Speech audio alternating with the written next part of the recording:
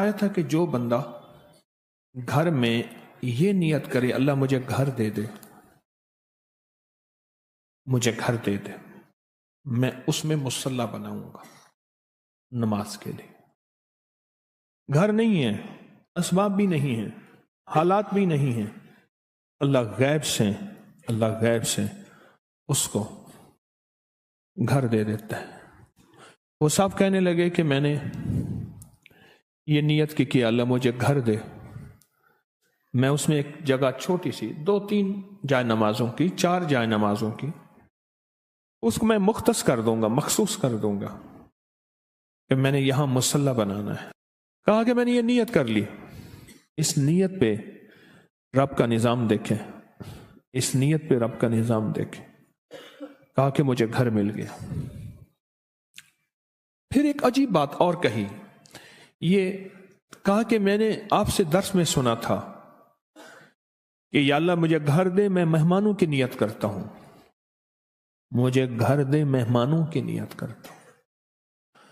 کہا میں نے مہمان کی نیت کر لی، اللہ مجھے گھر دے، اور میرے پاس کوئی اسباب نہیں تھے. مہمان کی نیت کرتے ہی دعا کرتے رہا، کرتا رہا، اعمال کرتا رہا، اللہ سے مانگتا رہا، اور اللہ پاک نے پھر ایک اور گھر دے دیا. فرمایا کہ ہر گھر قیامت کے دن پوچھا جائے گا، مگر وہ گھر، وہ تعمیر جو مہمان کی نیت سے ہو.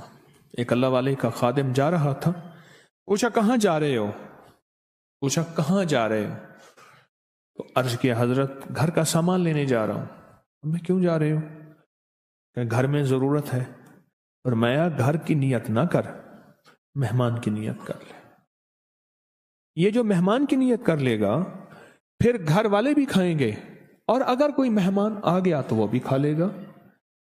اور پھر فرمایا کہ یہ قیامت کے دن اللہ کے ہاں اس کی پکڑ اور پوچھ نہیں ہوگی.